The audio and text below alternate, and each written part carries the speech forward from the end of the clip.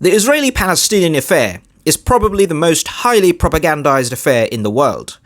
To help you decode this vicious propaganda, I've created this guide that will inshallah help you. When they say there have been unfortunate casualties on both sides, it actually means hundreds of Palestinian women and kids have been blown up and hardly any Israelis. The Iron Dome is working like a charm. When they say Israel has a right to defend itself, it actually means, hey Israel, we sold you all those weapons for a reason. Bomb away! When they say we must work towards a viable two-state solution, it actually means let's give the Israelis more time to conquer as much of Palestine as possible. When they say a ceasefire is in order, it actually means the one-sided massacre, the high civilian death toll, and the flagrant war crimes is getting harder to defend on the world stage. When they say Hamas are a designated terrorist organization whose charter says Israel ought not to exist,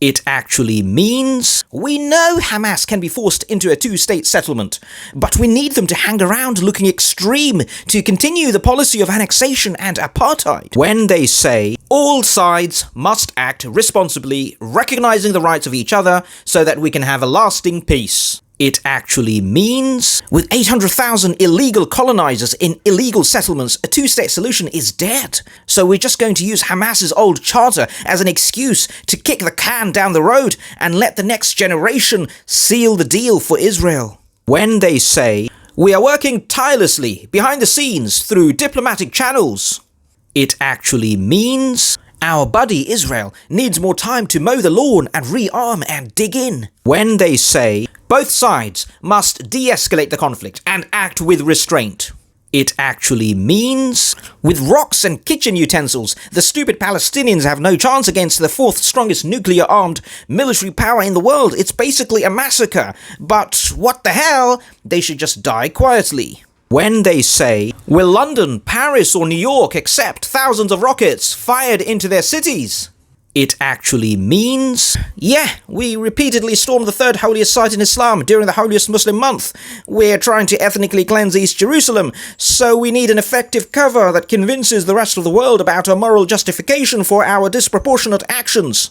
When they say, Israel wants a lasting peace and to restore the quiet, it actually means, actually we want to collectively punish the Palestinians, kill their women and babies, destroy their homes, so next time they think twice. When they say Hamas hide their rockets in kindergartens, hospitals and TV towers, it actually means we want to use the excuse of human shields to freely commit war crimes and kill their civilians. When they say there is no equivalence between a terrorist organization and a democratic state, it actually means please condemn Hamas, but when we target civilians on purpose, just ignore it. When they say Hamas wants to wipe Israel off the map, Israel is a democracy and gives all its citizens rights, it actually means we know Hamas doesn't want Israel to exist. We also know that Israeli extremists don't want Palestine to exist. But we want the world to think all Arabs are Hamas terrorists and all Israelis are somehow these passive, effeminate ex-inmates of Auschwitz.